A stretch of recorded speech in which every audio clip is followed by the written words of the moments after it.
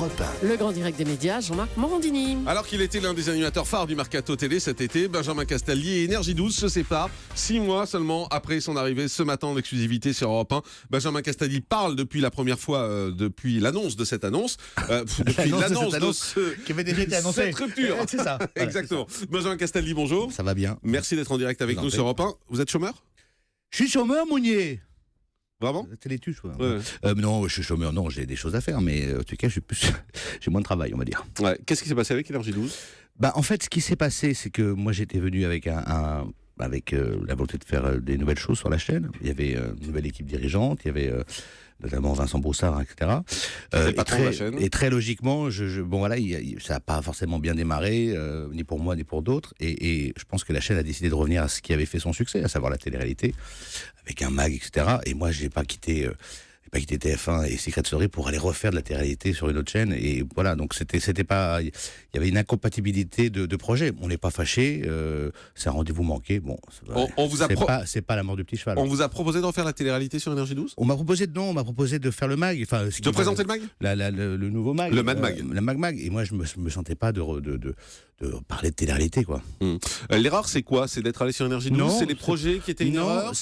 Non, je pense que je pense que parfois, vous savez, quand on change le programme d'un cinéma, on vide la salle, et c'est pas forcément facile de la remplir tout de suite. C'est aussi basique que ça. Il y avait un public qui, je pense, a été un peu déconcerté par les nouveaux programmes, qui n'a pas retrouvé ce qu'ils aimaient trouver sur la chaîne.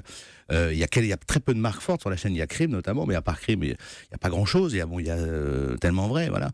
Donc, qui est plus diffusé, voilà. Ouais. Donc, honnêtement, c'est normal. C'est une chaîne commerciale avec des impératifs. Ils ont pas envie de perdre du blé indéfiniment, ce que je peux comprendre. Mais voilà. L'Académie des Neufs, c'était une erreur avec le recul ?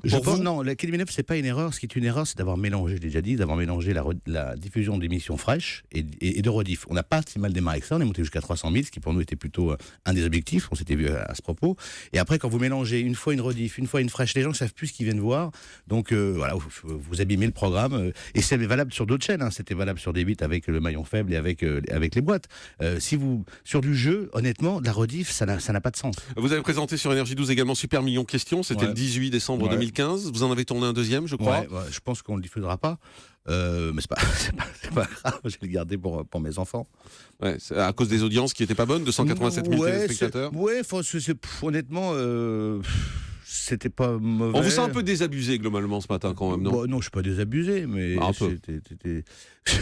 Non, mais je suis pas désabusé, mais c'est toujours emmerdant d'avoir un rendez-vous manqué, voilà. C'est pas ce que je préfère, quoi. Aujourd'hui, vous voyez l'avenir comment ? Je le vois en grand.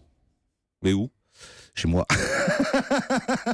Non mais voilà, vous voyez, quand je dis un peu désabusé, en même temps, derrière l'humour, on sent bien que finalement vous avez un peu les boules malgré tout. Non, j'ai pas les boules. Honnêtement, le téléphone sonne. J'ai rencontré beaucoup de gens. J'ai des beaux projets qui sont en route et en cours que j'avais déjà lancé d'ailleurs avant. Voilà, non, j'ai la déception d'avoir un rendez-vous manqué. Après, encore une fois, dans 6 mois, je suis toujours au chômage. On en reparlera, mais. Qui a décidé de la séparation ? Énergie 12 ? Non, honnêtement, ça a été d'un commun accord. Eux avaient vraiment envie de revenir à ce qu'ils avaient fait au début. Et moi, j'avais vraiment pas envie de faire ce qu'ils voulaient qu'on fasse. Donc, forcément, c'était plus compatible. Et le mag, c'était vraiment un non absolu et définitif, quoi. Oui, Vous auriez pas pu en faire quelque chose qui non, parce que je sais très bien comment ça va se passer. On va vous dire, oui, on mettra 60% de choses nouvelles et puis 40% de télé-réalité. Et vous l'avez vécu, vous saviez votre quotidienne.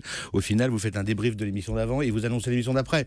J'ai pas toute ma vie rester dans une chose que j'ai quittée volontairement, que j'ai adoré faire, mais je vais pas non plus recommencer éternellement les mêmes choses. Donc c'est pour ça essentiellement que c'était plus possible. Énergie 12, rendez-vous manqué. D8, c'était aussi un rendez-vous manqué ? Non, c'était pas un rendez-vous manqué. D8, honnêtement, il y a eu.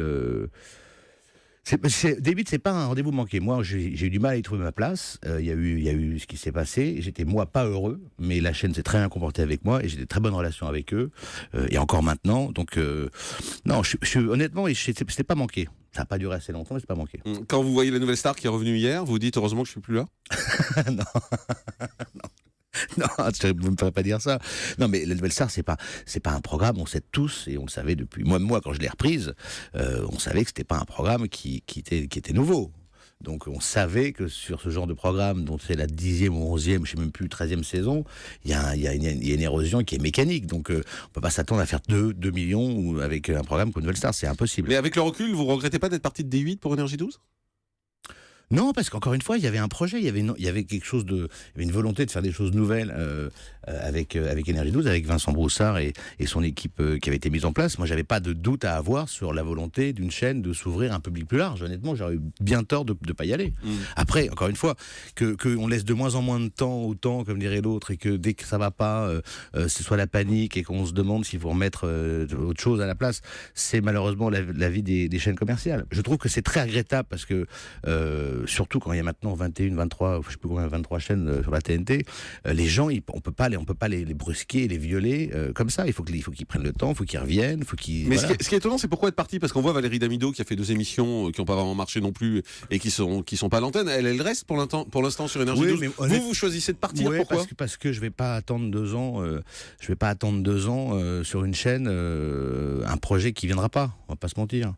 Je vois pas, honnêtement, dans les 12 prochains mois, ce que va lancer les Énergie 12 qui pourrait me correspondre, avec la volonté qu'ils ont de revenir à ce qui a fait leur succès. Honnêtement, là, ce serait une perte de temps, et là, pour le coup, ce serait s'offrir un placard doré. Je préfère partir en bon terme, voilà, on s'est séparés à l'amiable, tout va bien, et puis attendre de retrouver autre chose, ou pas d'ailleurs, c'est pas très grave. Mais qu'est-ce que vous ferez si vous retrouvez rien ? Du cheval.